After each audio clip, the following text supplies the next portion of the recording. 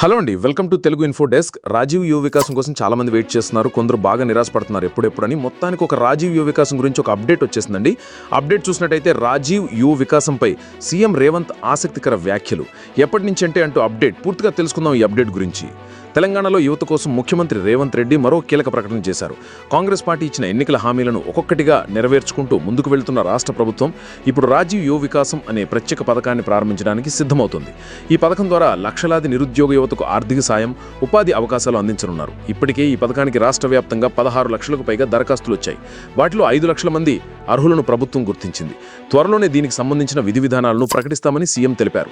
ఇటీవల సచివాలయంలో జరిగిన బహిరంగ సభలో మాట్లాడిన సీఎం రేవంత్ రెడ్డి మాట్లాడుతూ, రైతు భరోసా నిధుల పంపిణీ పూర్తయింది.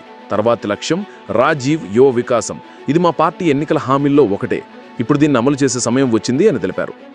ఈ పథకాన్ని తెలంగాణ ఆవిర్భావ దినోత్సవం సందర్భంగా ప్రారంభించాలని భావించిన దరఖాస్తుల పరిశీలన కారణంగా అమలు ఆలస్యమైంది. కానీ ఇప్పుడు పూర్తిగా సిద్ధమవుతున్నట్టు సీఎం సంకేతాలు ఇచ్చారు. ఇదివరకే రైతుల కోసం రైతు భరోసా నిధులు 9,000 కోట్ల రూపాయలు విడుదల చేసిన ప్రభుత్వం అదే దూకుడుతో ఇప్పుడు యువత కోసం ముందుకు వస్తోంది.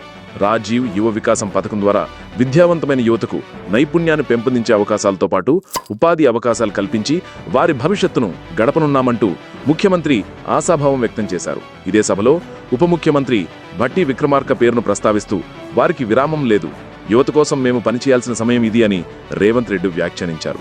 వీటితో పాటు కాంగ్రెస్ ప్రభుత్వం ఎన్నికల వేళ ఇచ్చిన హామీలను ఒక్కొక్కటిగా నెరవేరుస్తూ వస్తుంది. మహాలక్ష్మి, 250 యూనిట్ల వరకు ఉచిత కరెంటుతో పాటుగా ఇందిరమ్మ ఇళ్ల మంజూరు కూడా ప్రారంభించింది. ఇదే కాక ఈ ఏడాది వానాకాలానికి సంబంధించి రైతు భరోసా నిధులు అన్నదాతల ఖాతాలో జమ చేస్తుంది. 9,000 కోట్ల రూపాయల రైతుల ఖాతాలో జమ చేసినట్లు కాంగ్రెస్ సర్కార్ ప్రకటించింది. ఇక మరో అతి ముఖ్యమైన పథకం అమలుపై ముఖ్యమంత్రి రేవంత్ రెడ్డి కీలక వ్యాఖ్యలు చేశారు. రైతు భరోసా పథకాన్ని విజయవంతంగా పూర్తి చేశాము, త్వరలోనే రాజీవ్ యువ వికాసం పథకాన్ని ప్రారంభించి దాన్ని కూడా విజయవంతంగా ముందుకు తీసుకెళ్తామని ప్రకటించారు. ఈ పథకం పూర్తిగా అమలయ్యాక రాష్ట్ర యువతకు ఇదో నూతన వెలుగు కిరణంగా నిలవనుందని నిపుణుల అభిప్రాయం. మరి ఈ పథకానికి సంబంధించిన నిబంధనలు, ఎంపిక విధానం, ప్రయోజనాలు ఏమిటి అన్నవనని త్వరలోనే అధికారికంగా వెల్లడి కానున్నాయి. మొత్తానికి ఇది అప్డేట్. ఈ అప్డేట్ నచ్చినట్టుంటే వీడియోకి లైక్ చేసి మన తెలుగు ఇన్ఫో డెస్క్ ఛానల్ని సబ్స్క్రైబ్ చేయగలరు. ధన్యవాదాలు.